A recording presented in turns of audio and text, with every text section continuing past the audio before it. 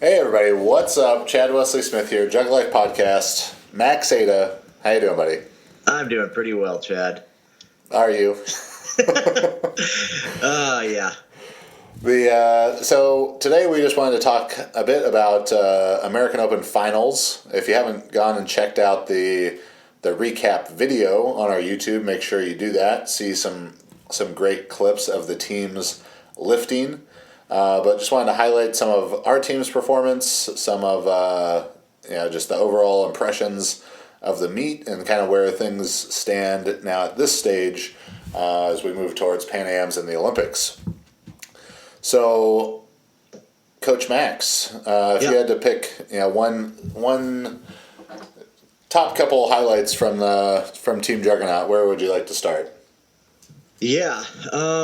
The top highlights from Juggernaut, that's a tough one. There was a lot of really great performances. I'll start with like my top three. I don't even know exactly which order they are, but for sure, Shakesha Johnson, just awesome performance from her. She's coming off of like the Peru meet, which was just a few weeks ago, which was a lifetime PR for her. She went 4 for 6 there.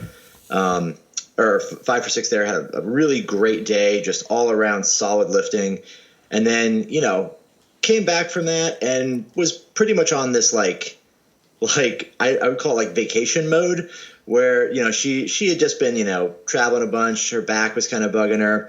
And so she really only did maybe in totality 5 or 6 total workouts between those two meets, which is just cool because it highlights – I think it highlights the physical gifts that Shakesha has, because she basically did a few heavy snatches, a few heavy clean and jerks, 2-3 heavy squat workouts, and destroyed the American record snatch.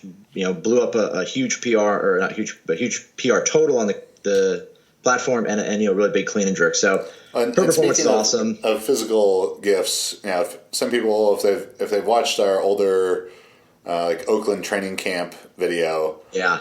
You and I knew that Shakesha was strong and a powerful weightlifter, but if they can go back and watch that video. So the story of it is we were at in the Cal Berkeley weight room, the big fancy football weight room, and this was our first time spending any time around Shakesha, and this before she was officially on the team, quite a bit before, she just came after.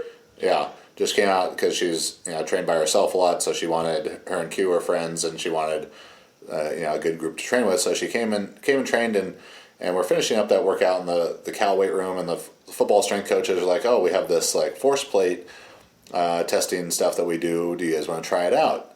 And sure. So they line all the athletes up, and they have them start doing these kind of just squat jumps to warm up for this force plate jump test. And I think when they did the first jump, Coach Corey Castro from Cal, Tori Beckton, the head football strength coach from Cal, all just looked at each other, saw Shakesha jump and looked at each other like, what the fuck just happened? Because I think everybody landed while she was still going up. Yeah. It was ridiculous. Yeah, we all know how athletic and powerful Q is, and Shakesha and Q were right next to each other. I feel like Shakesha's feet got up to Q's waist while Q was in the air. Yeah. And Shakesha was pretty big that weekend too, 82 or 83 kilos.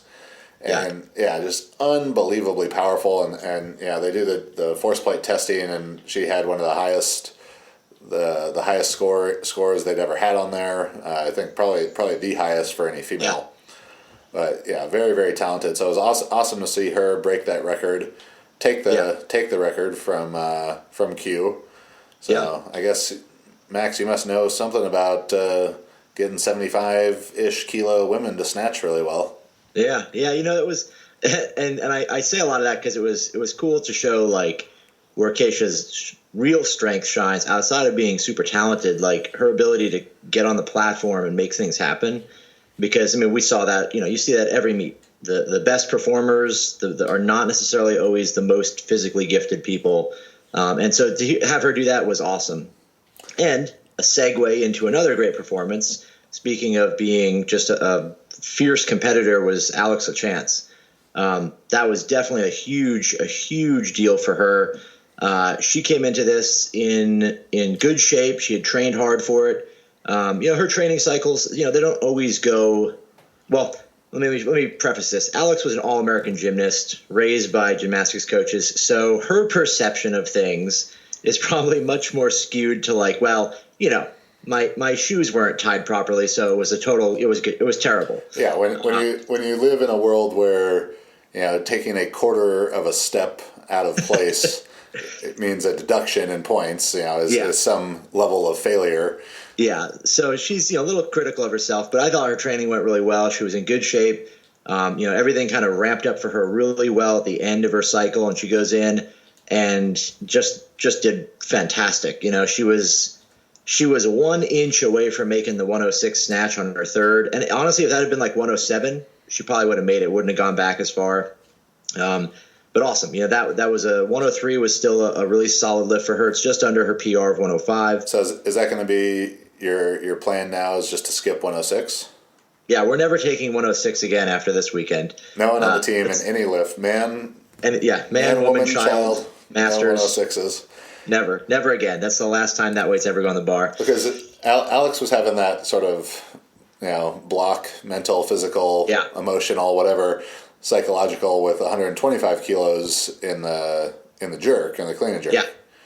Yeah. So with her too, I was like, this is something I don't think there's any real like scientific principle behind this or anything special, but like, I remember training and you'd miss a weight a few times, a couple tries at it. And so you just don't take that number again. Not that I think anyone has a mental issue. I don't think Alex has a hang up about a number like 125, but it's the kind of thing where maybe you just avoid that. You try something a little bit different, and it's just enough to give them a different perspective. Maybe they're not aware that they might think a little too much about it because they've missed it in the past. But the things like 125, 106, we'll avoid those until they're warm-ups and whatnot, until we don't need to do it. But her clean and jerk was awesome. She went out 3 for 3, crushed her opener 120, then smashed 124. And 127 was a huge lift. She'd never even cleaned it before, never tried it. When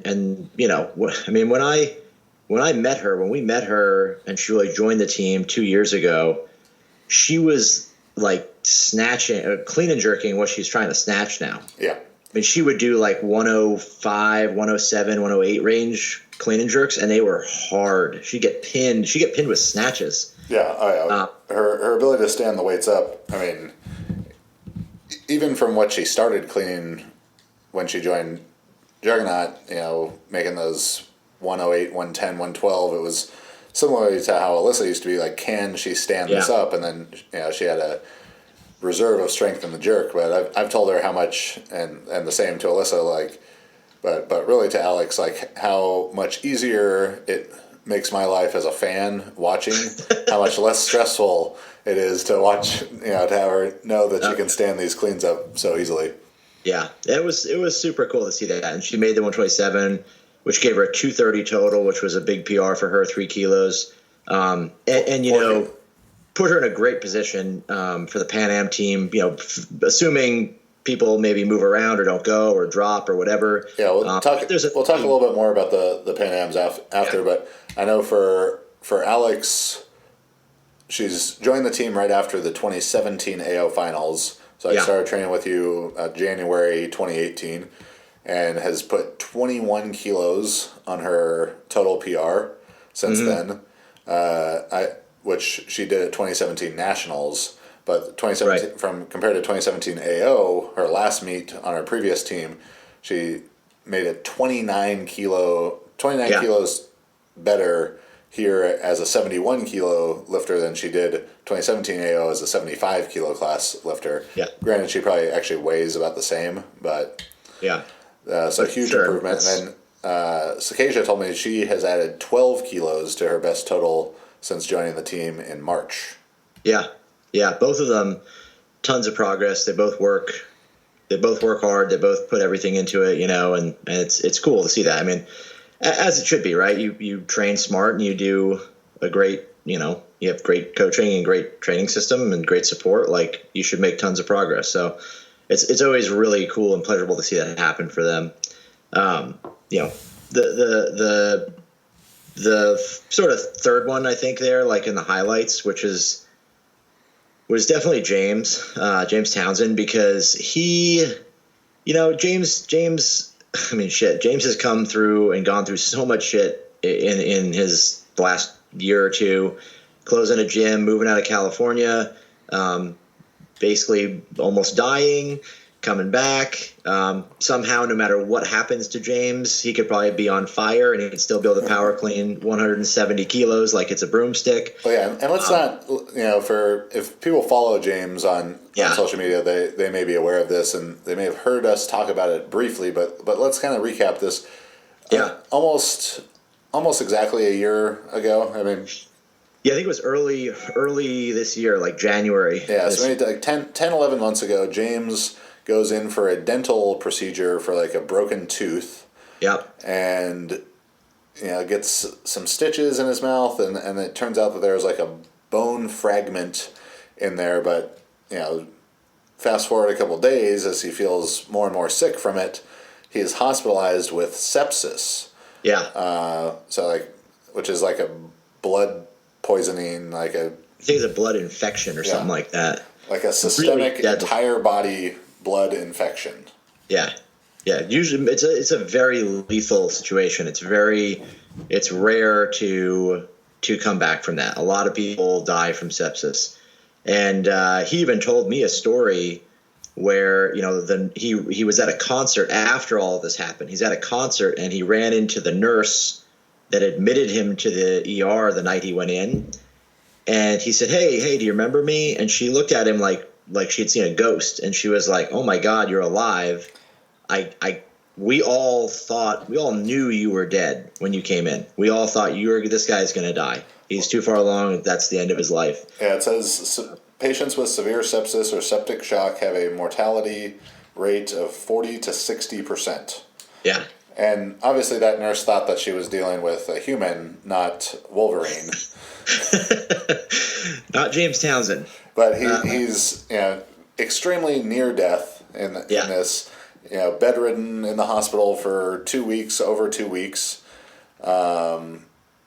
Didn't walk, didn't get out of bed for 2 weeks with this. Yeah. And then, as only James Townsend does, 2 days out of the hospital. He was on a walker. There's a picture of him using a walker to stand up. James is not a weak man, obviously. So if he's using a walker, there's a reason he's using a walker. 2 weeks after, right? Yeah, it was like one of his first workouts back, if not the very first workout back. Just got to get the blood flowing, see if everything's working right again. Goes 160 kilo power clean. It felt heavy though. It felt heavy on the rack because it doesn't look heavy anywhere else. But yeah, so that was actually pre-nationals. So went to nationals. He broke American Masters records in the snatch and the clean and jerk. Had a great meet there. Did I want to say 38 and 78, which was just really good for him. And James was one of those guys you're just always rooting for. Came into the sport really late. Doesn't have the greatest body type for weightlifting. He's got the greatest body in weightlifting, but it's not a great weightlifting body. Yes, that's a better way to sum it up. But so it's always fun to watch him lift. I mean, anyways, he had an awesome day. 5 for 6, crushed the American records, the Masters records. Snatch 143. Let's just power snatch 143, and then he power cleaned and jerked 180. I've seen James do a lot of ridiculous things, and I've seen him power clean a lot of ridiculous weights. And although his PR is 193 kilos, and really his PR power clean with no hook grip is 190, let that sink in. The 180s he was doing on the platform were just like stupid, ridiculous looking. It was comical. Everyone always talks about, the Shi doing the 190 at his opener and Lasha doing 180, all these guys, and that's awesome, and they're fantastic.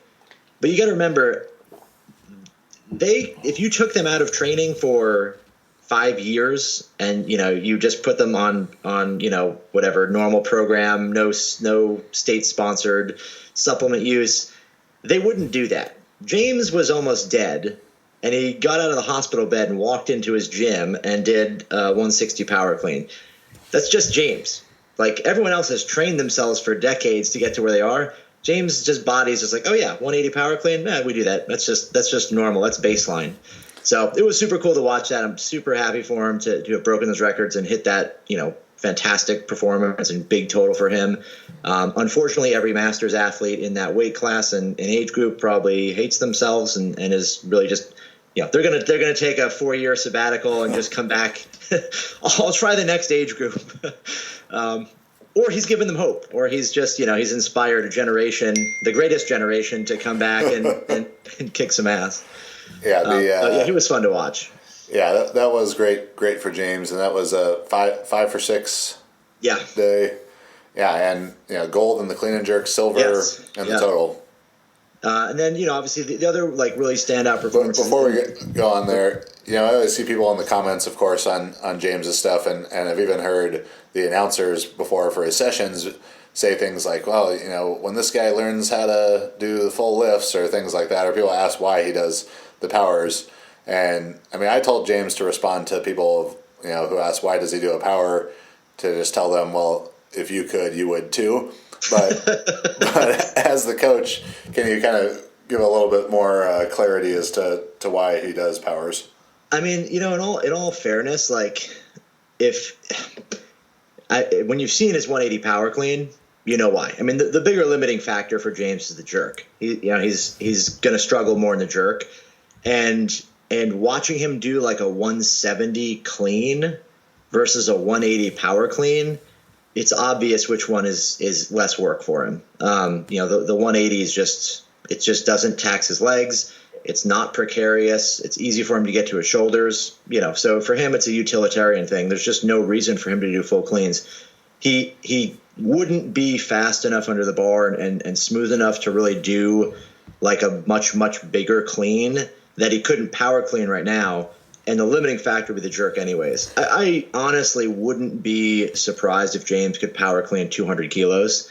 And hopefully, as he trains more and starts to really dial it in, has great meets, he takes shots at those numbers. The jerk's always going to be a limiting factor for him. So, in that regard, it's just like the extra energy and precariousness of doing a full clean isn't going to improve the total much. Yeah. He still has 10 more kilos he could gain in the jerk. And most lifters are limited by their ability in the jerk, not the clean. I mean, maybe not with the discrepancy that James has, but I think that's a common misconception among lifters, lifting fans, coaches, is that making a clean or almost making a clean or something, it means you're close to doing a clean and jerk with the same weight, and they are very, very far away. Two very different things, yeah. But, I guess you could just chalk it up to him being a Masters. He powers clean. He power cleans because he's a Masters. Yeah, those old knees can't bend down. So I mean, I can't think of another human being that I would say, you should power clean everything outside of James. And if there is somebody out there exactly like James, come send me an email and let's get you trained and get on the team. So we have experience with a very unique type of athlete, one of one, unless we find out that it's one of two. Yeah. I would say the other kind of notable performances, obviously, David Garcia had a good meet, gold in the snatch, second overall. Came back to the platform first time as a 96 kilo lifter since he was a kid. I think he said he was like 16 the last time he was that small. Good for him. Really, really solid performance. Ethan Herrick, he won overall the 109s, did 156, 191, swept gold there. And it was cool. It was the first time I've really ever coached Ethan at a meet, and it was the first time I've really actually spent much time around him outside of the interactions we've had, over the phone and remote stuff we've done. So really cool to see him do that. I'd love to see him kind of come back and get into shape again and win a nationals here, maybe qualify for a team if possible, the coming years. And then Overall, there was some other solid lifting from the team. Here and there, we had guys making good numbers, people hitting solid lifts. The one kind of other major performance that was sort of a bittersweet thing, and was obviously Alyssa. Her performance. As a coach, there's a lot of emotions there, because as a coach, you're watching it and you're like, shit, she's doing everything she can to hold on and fight for that spot in the team. Snatches did not go super well for her. She pressed out the 81, which has been a struggle for her and something we've worked on. And just unfortunately, didn't get a hold of it the right way, didn't execute the technique perfectly. But what she did in the clean and jerk was like, while it didn't play out the way we wanted, I couldn't be disappointed in the effort she put in and the performance she had there. And so, it was like after the snatches, we were down and we needed at least a 185 total to get ahead of the other two girls in the 49s. So she's warming up, and Joanne's looking at me when she's warming up, and she got to like 90 kilos. And mind you, she's coming off of Peru, where she had to go to Peru thinking that would be a good meet to score Robies to surpass what happened at Worlds.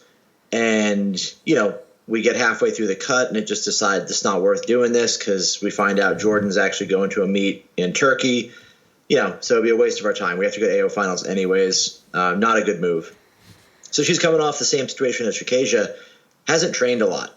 And I don't know exactly what shape she's in. Yeah. I've just been administering the training that I know is going to get her into the best shape possible in a short amount of time. Third meet in 10 weeks. Yeah. Third weight cut in 10 weeks. Yeah. Brutal. I mean, and so I brought in the expert, Joanne, who's master of the weight cuts, and she's dialed it in. I mean, everybody at the meet that prefer to be referred to as a weight cut czar or a weight cut empress. I think well, because she's got Japanese and Russian in her, so I think czar. I think a czar is a better. We need to be throwing that word around more. All right, the jugger czar of weight cuts.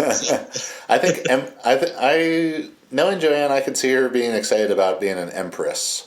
Yeah. Okay. One of the two. Yeah. I don't know. We'll see what she. The Japanese thing is so perfectionist that maybe that fits better. But everybody that came into weight was within 0.1 of their weight class, which is how a weight cut's supposed to work. She dialed it in. So she handled it perfectly this time. But Alyssa hadn't done a clean and jerk over 95 kilos between Peru and this meet. And obviously we usually train lighter than a lot of people. We don't have these giant days of maximum weights in the gym very often. So it wasn't like super unusual, but it's light. And so as a coach, you're like, okay, well, let's see what shape she's in, once we've peaked and we've tapered and everything. And she's warming up at like 90, and Joanne kind of gives me this look like, I don't know how this is going to go. We're going to open at 100. Does 95. Definitely not a like confidence inspiring. It wasn't bad, but it's one of those like, it's your last warm up. Your last clean and jerk warm up in the back sometimes is the worst lift of the whole meet. There's no energy, there's no excitement. It's kind of heavy. And so we hit 95 and we wait, and she goes out and smashed 100 kilos. It was really strong and just looked like a different person on the stage. Then we watched the entire Lord of the Rings movie series and waited for our second attempt clean and jerk. She had about 13 minutes or so between opener and second attempt. Yeah, I'd say it was somewhere between 12 and 15 minutes, because there was 9 attempts. Yeah. And several of those were 2-minute clocks. Yeah, Haley Reichert was taking 2 minutes, and Morgan and Jordan had exhausted all their attempts before we even took our second. And, Morgan takes the 103 on her second. He misses on her first, then makes it on her second, and that's what pushed us up to having to go from 105 to 106. I was surprised Morgan made a clean and jerk when she opened that heavy, because it's got to be a meet PR for her. I think it equals her meet PR. Yeah. Yeah, maybe equals her meet PR, and it was like big lift. She missed it on her first. It generally, wasn't expecting her to come back and make it, but she did. So that pushed us up to, having to take 106. So I'm sitting there. We're all sitting there. Just opened at 100. Looked good. But now we have this 12-minute, 13-minute wait, and we're just standing there. So I had her do a, clean plus front squat just to keep her legs warm with 65 kilos. I mean, there was nothing special there, just doing something. And went out and, man, the clean on 106 was one of those things where when Alyssa cleans it, you just know, okay, she's got it. She's going to make the jerk. I've never seen her miss jerks off of cleans that are that strong. And a jerk like 106 for her is something she's done multiple sets of 2 and 3 reps with regularly throughout the year. And it was almost the same as Alex. It was if it had been 107, it might have been a little harder, but she drove it so hard and so high and so far back that it actually just went way behind her and caught her off guard, and she missed it behind. And for anyone that didn't see, it was she just destroyed it, and it was way back there. And that was huge emotional up, huge down. I was like, oh shit, okay, well fuck. Are we going to have to come back? Can she make the second clean again? What's going to happen?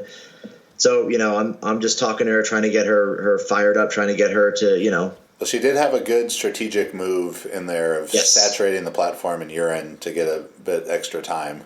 Yes, definitely helped to wipe the platform down.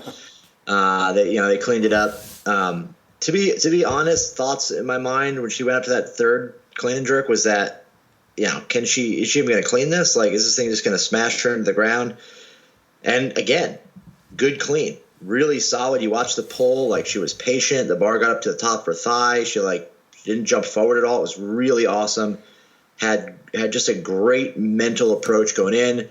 Stood up and just starts crumbling. Her body starts disintegrating under the bar. She's blacking out.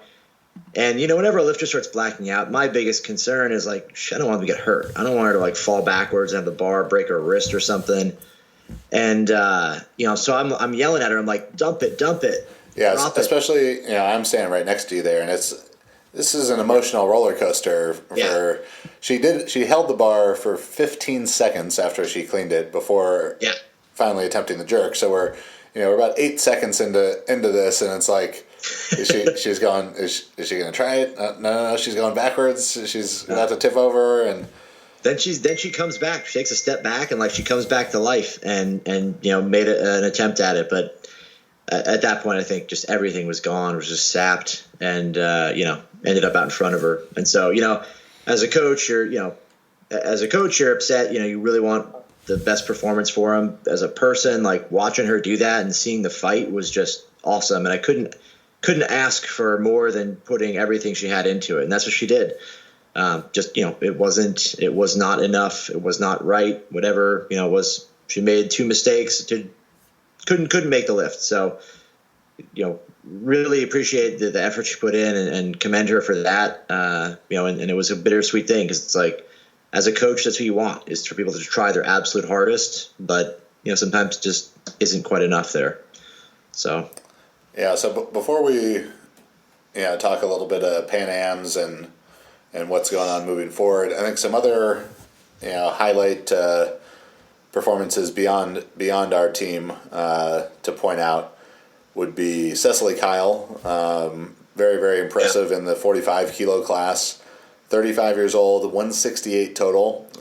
Put herself on the Pan Am team with that. That was excellent. Jessie Bradley, 6 for 6 day. I'm not sure if those were PRs for her, but always a good day when someone goes 6 for 6. So congratulations to the both of them. On the men's side, I think people who stood out. That Addison Jones, 165 in the snatch at 102. That looks to be a guy with a lot of potential.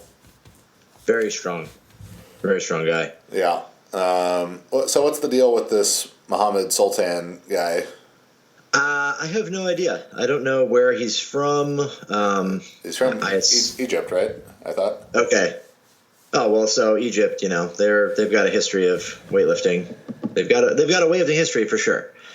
Most of it has had to be expunged, though. Yeah. That's right. He left when he was 16, so there's no way that. Oh wait, hold on. Never mind. I don't know. I don't know what his history is or anything. Where he's been training or whatnot. I've seen his Instagram a few times, but he had some big lifts. He won it obviously and did some really strong lifting. I don't think he's eligible for teams or anything though, because he's not a U.S. citizen, is my guess. Yeah. Because he would have been. It would have been on the team with those numbers, I think. Yeah, I think the citizenship, testing pools, there's probably quite a few things that may be preventing him from that. And then, so to kind of wrap up the American Open part of things, we also were the team champions. Yes. So that's always fun. We had 18 lifters there. Yeah.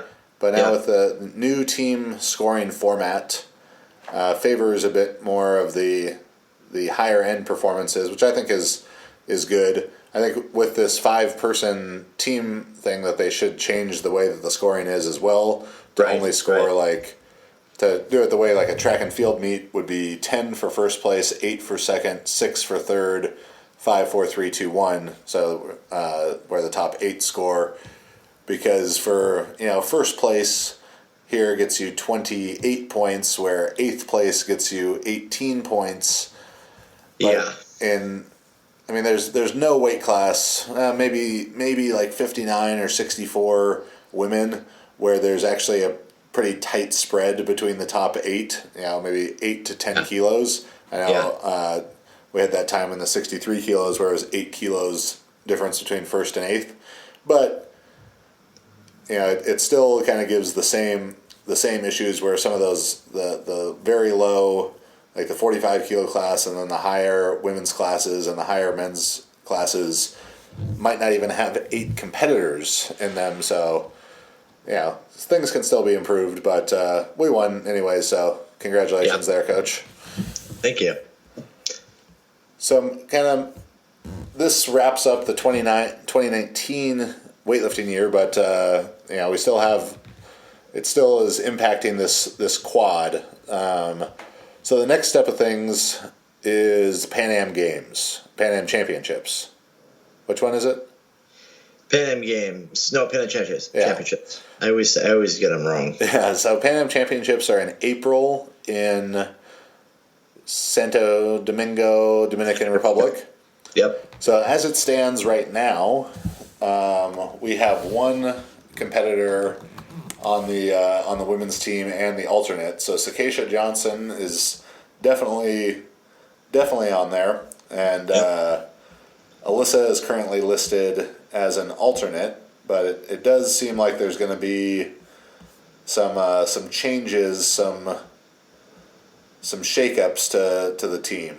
Yeah, I think we're going to see what happens. I imagine that, based on whatever people do. I mean, I think the big ones are kind of, is Kate and I going to go at 76 and compete at 76? And she very well could.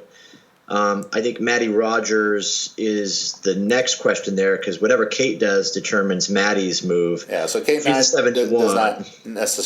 not need to go and compete there to make the Olympic team. Yeah, Kate's already done qualifying. She's qualified. She could not do another meet until the Olympics, and she'll be going.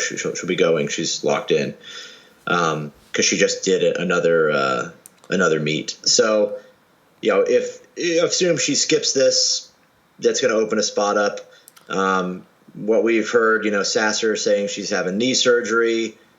That's a big question mark. Does she go? Is she healthy by then? That's another good question too, because if she's recovering from surgery but can't lift well, does she have to fill out the forms, the readiness to compete kind of form, saying like, hey, I'm ready to compete and perform at a high level? If she's just going to go there and do 65 and 95, that's not really and take a spot. Okay.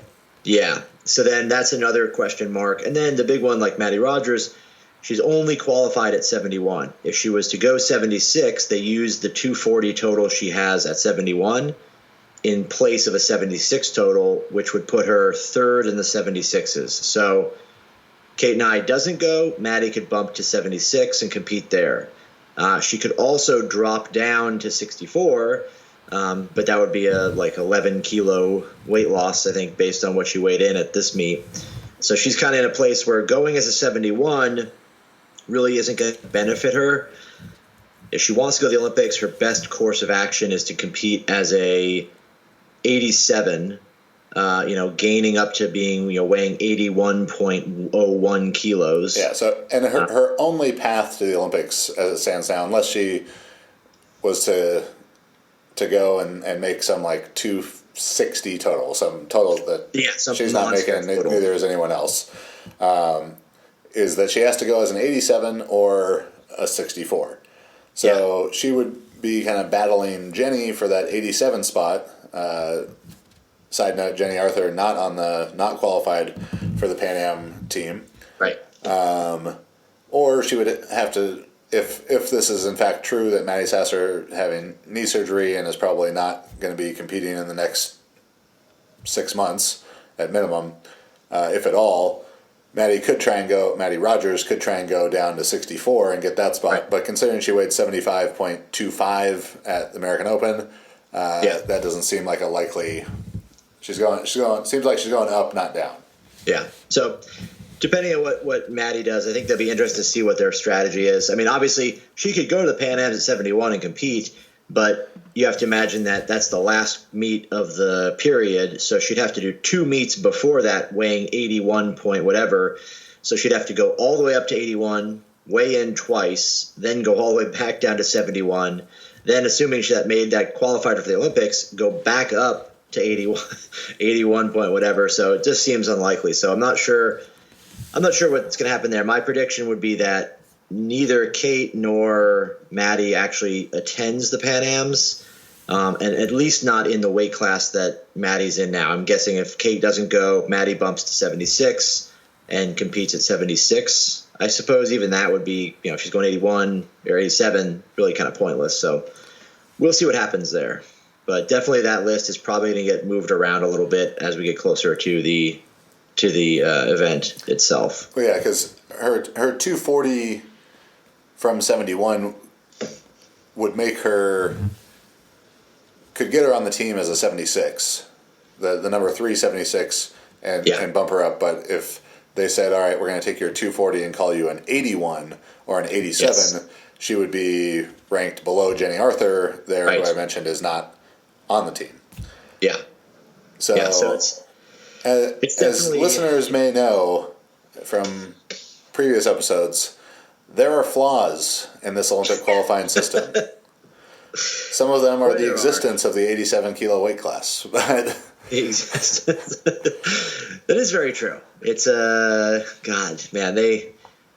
it's just the whole thing is just butchered. I mean, I think there's a lot more to say about all of it. Yeah, the non-Olympic classes just fuck the whole thing up. Yeah, it's ridiculous. Yeah, the transferring points between classes is ridiculous because it's just not. It's apples to oranges. Yeah, transferring them up. Sure, up is fine because you assume you could do the same numbers. Well, sorry, transferring a total up makes sense. Yes, transferring the points up does not make sense. But but yeah, there's.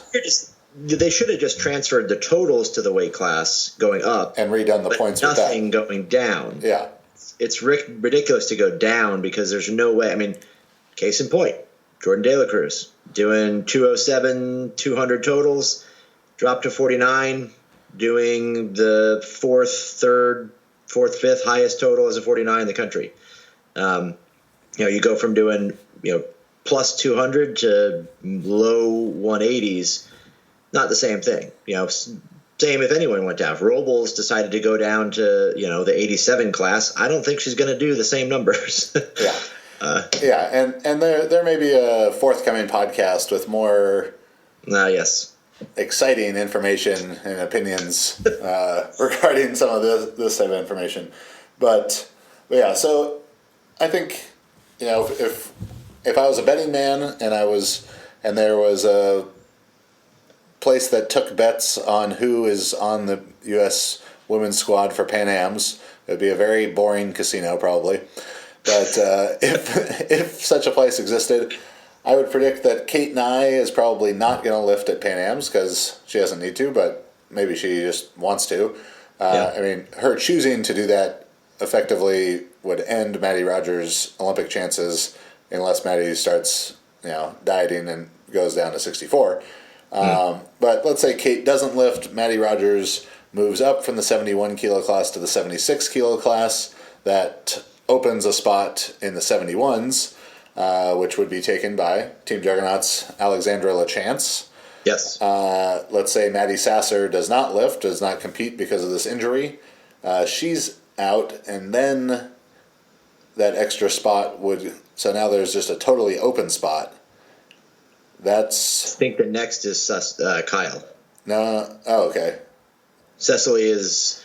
Because they're all triplicates in the 59s and 71s, so only a 59 spot could open up to get a 59 on. Oh, for some reason I thought that Cecily just got on the team. No, she actually has a lower Roby than Alex does. So Alex is like 657 and Cecily's 652.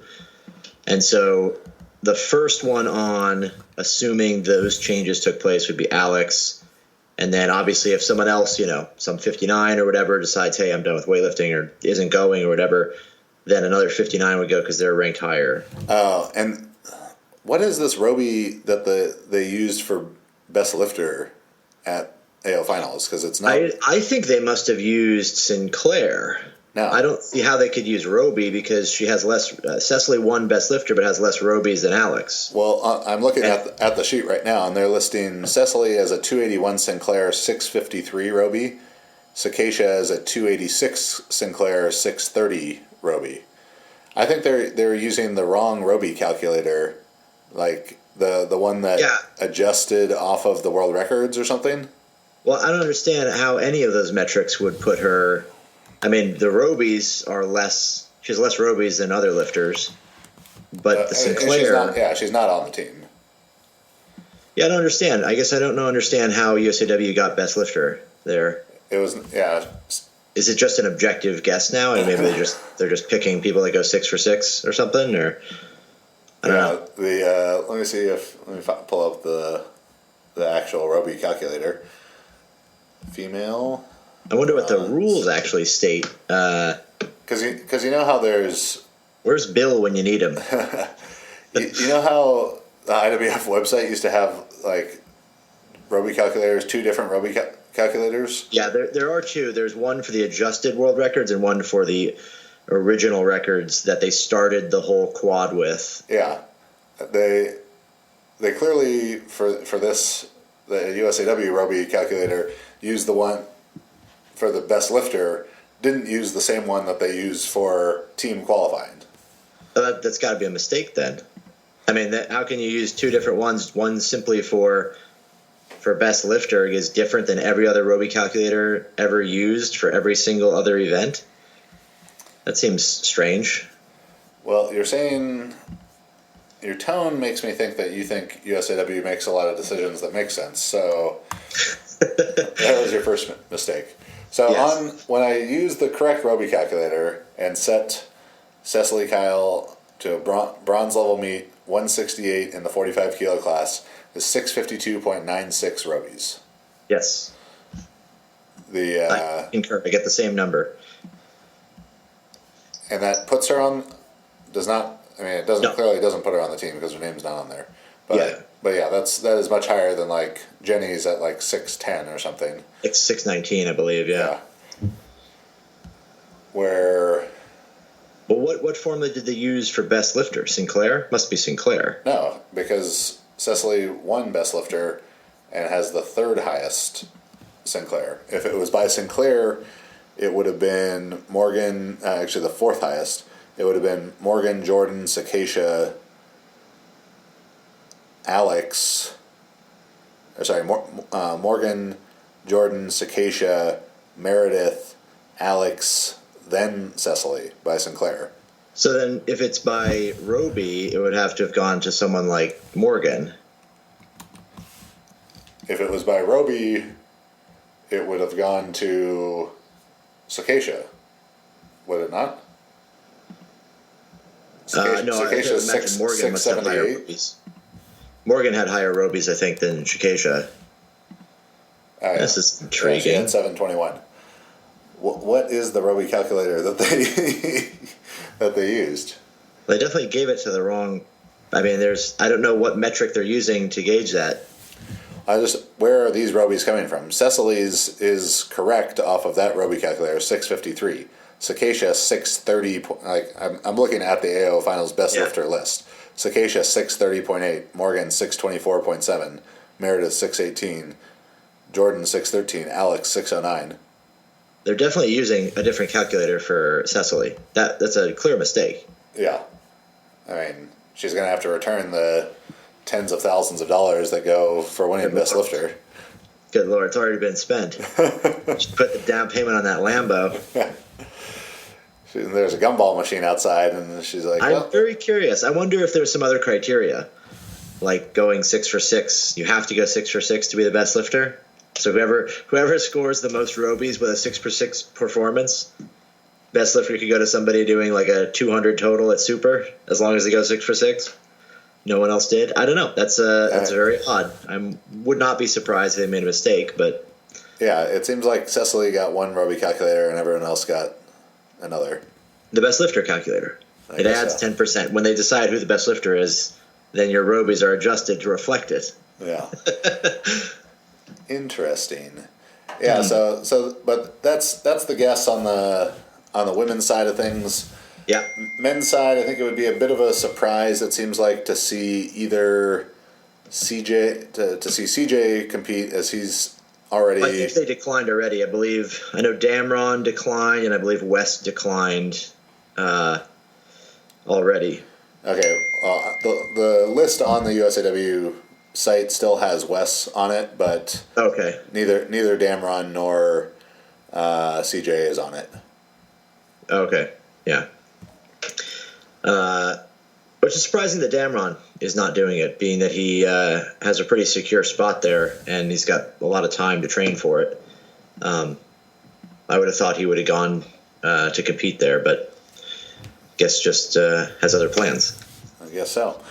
So besides Pan Am's, in terms of Olympic qualifying and how all that works, the picture is becoming more and more solidified. There is, on the men's side, I think really only CJ Harrison and Wes have the potential to qualify. Kane, I think, can as well. Maybe another good meet or two from Kane in the new year could put him on the team as well, which would be great to have 4 men, a full men's, and as we're trending for a full women's team as well. Yep. Overall impressions of the meet, Salt Lake City. We're going to be seeing a lot of Salt Lake City soon. Salt Lake was nice. It was same as it has been. I think the meet was overall a solid meet. It was there was a lot of good battles. There was a lot of good lifting, and there was just, it was one of those, like, everyone came to try and make big numbers and do their thing, and, it went as those kind of meets usually do, where it's a fight, and there was a lot of really good fighting going on for sure. Yeah, I think some of the young lifters, like youth and junior lifters, Hampton Morris, that guy was very, very impressive. Yeah. There was a junior in Ethan's session, I think, at 109. Vereen, yeah. He was a very strong kid and a big kid. So I would expect to see good things from him. I think Vance coaches him, Vance Newgard. So he's solid kid, solid. I want to say he was like 16 maybe, and just a monster. That kid was 16? Holy shit! I thought that's what someone told me. He was like 16 years old. I thought I heard 19, but maybe 19. Who knows? Maybe I flipped the 9 and 6 over. Yeah, a little upside down dyslexia going on. Yeah, maybe the person who told me was dyslexic. Maybe. And then beyond that, we just released weightlifting AI. Give me your elevator speech for weightlifting AI. Your weightlifting AI does some things that no templates do, that pre-written programming really falls short of, and that is individualizing the program for the individual. So You are James Townsend. You're 6'3" or 6'1", long legs, long arms. Real explosive. Your program should reflect those differences. Compared to someone like Alyssa Ritchie, who's 4 foot something and under 125 pounds. So those things are definitely reflected, but not so much just giant discrepancies like that. Smaller, less obvious things that are more detail oriented. The AI program does a fantastic job of addressing those things. The difference between Alex's program and David Garcia's program is subtle, but it's there. It's always represented within the AI because it's designed to individualize the program for each person. And this is being individualized at volume, at average intensity, at exercise selection. Yep. Yeah, volume, intensity, exercise selection, the rate at which the overload occurs, the structure of the weeks for each person, the size of the mesocycles, the size of the blocks, the phases are also adjusted. And then, on top of all that, the fact that we have the ability to automate the production of the workouts, gives you the chance to say, hey, here's the meet day I'm competing at, and it builds a program for you all the way to that day. You change that day at some point, the program will adapt and change for that. So there's a huge, huge benefit to that because you don't have to go in and say, hey, I'm going to compete in 6 months or 3 weeks or whatever. What should I do? You make those corrections, you decide what you're going to do, and the program is built for you, designed to take you to that meet. And it adjusts all along the way, intra-session, intra-week, intra-cycle. Yep. There's a daily readiness you're going to give. We're kind of integrating and moving in the direction of developing like the idea of auto-regulation for weightlifting, where we have some initial evaluations of how you feel after you warm up, and that'll populate the workout, designed for either like a high stress workout if you're ready for it, or a lower stress version of a workout where we're still moving in the right direction, but the day-to-day program is adjusted for you. If you feel great that day, we're going to take advantage of it. If you don't feel great that day, we're going to play into that and get the most out of you without exhausting you for the next workouts. So yeah, very exciting for me. What about if I want to do weightlifting, but I also want to get my muscles big and nice looking? Does it take anything into account like that? What we have right now is the program is designed to give you the opportunity to select or self-select the supplementary work.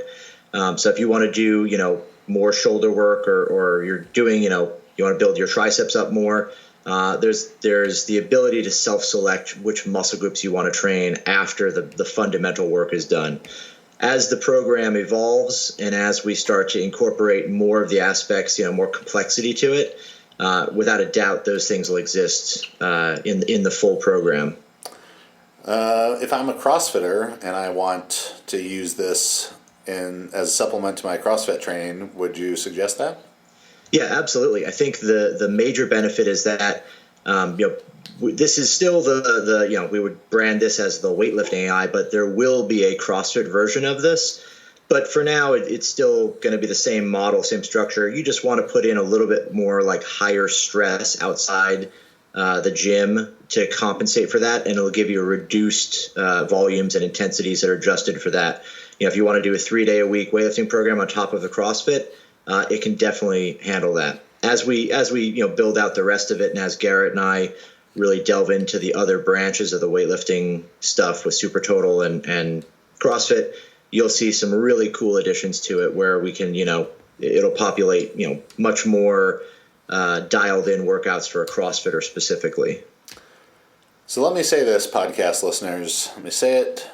I want you to say it clear and listen to the words that are coming out of my mouth. If you do if currently you're paying $15 American or 30-ish Canadian dollars a month, and you're being given one program, let's say, that is supposed to be for all types of weightlifters, you could be doing better. You may be lucky enough that you fall somewhere in that bell curve and that program is pretty good for you, but if you are tall or small or wide or thin or old or young or slow or fast, it might not be taking into account those things. So for less than $1 a day, you could get a program that does take into account all of those things. Let's say you're paying 30-ish Canadian dollars and you think to yourself, wow, I'm getting 17 different programs all for this same price. Well, guess what? This weightlifting AI is like thousands and thousands of different weightlifting programs. It's not set fixed, sets and reps that aren't changing based on you. Same thing for the powerlifting. The powerlifting program, initial program, has 4 quadrillion. That's a 4 with 14 zeros after it, permutations. So the idea that, oh wow, but I have 20 different programs that I get access to, or I paid $19 for this ebook and it has 17 different programs in it. That's dog shit. All right? The end is near for these. The other thing that I think is really important, the point to stress that's super important here, while every other company is going to, release another program where they sit down, they write out a program. It could be the greatest program they've ever written, but it's going to be the exact same program that they wrote when they wrote it for the rest of time. It's never going to change. Chad and I are both very passionate about this project, and it's going to continually evolve. So while you may have purchased your favorite template, 6 months ago, it's going to be the same template 6 years from now. And you won't be the same lifter. Yes, 6 and years in from 6 now. months from now, all versions of AI programming that we produce are going to be that much better. There's continual revision of the product. It's living, it's breathing, and you're always going to get the newest, best version of it that gets all of the new things we find that are making it better. The programs actually adapt to what you're doing. So, you start training and things aren't going well, the program makes corrections. You don't have to switch program and do something different. It's just going to get better and better and better. And I think that's a point that, you're getting upgrades, patches, improvements on the actual program itself and the software continually over and over and over again. So in 1 or 2 years, while, maybe you do it and it's, maybe you want something a little different, it will be the best program you can possibly get in the next 5 years. There won't be anything that can even come close. There's nothing right now that can come close to what they do.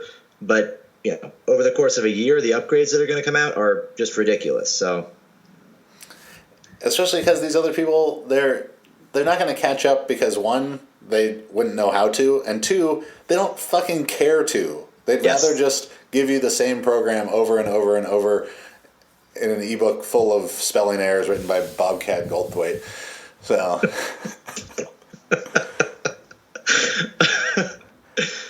I'm just saying, if you want to do weightlifting and you're buying a program from people that when you're at national weightlifting meets and you look around the back room, they're not there coaching anyone, like that should be massive red flag.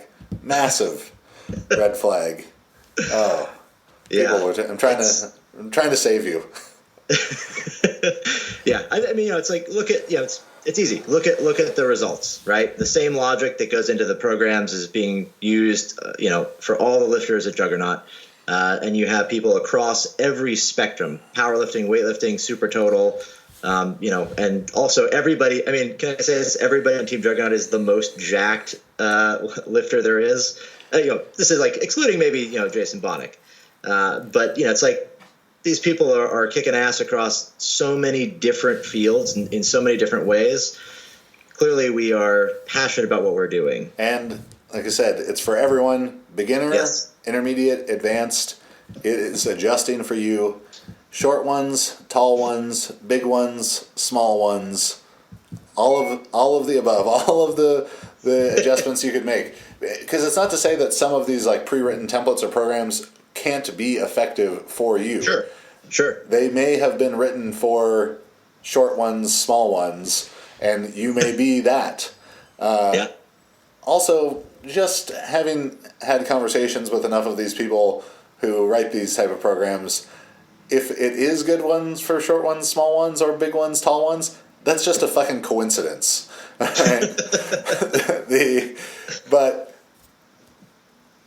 in the event that you aren't the person that they wrote it for, the type that they wrote it for, yeah, it might work okay, but something else can work better, and it's going to grow with you as you grow and change as a lifter. So I know it seems like we're giving a hard sell here, but honestly, we're just trying to help you out. JTSstrength.com, find that, find the power weightlifting AI, powerlifting AI, power building AI, apparel, books, all that stuff. Subscribe to the YouTube channel and find out why the program does the things that it does. Yes. Because if you are the most avid Juggernaut YouTube fan ever, you'll totally understand all of these adjustments that are being made.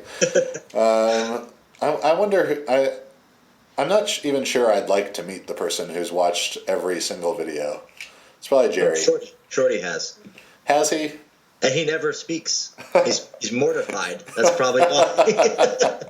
He's just traumatized by it. I bet Jerry has watched them all. Shout out to Jerry. Oh, yeah, Jerry for sure. Yep, Jerry picks things up. Follow him on Instagram.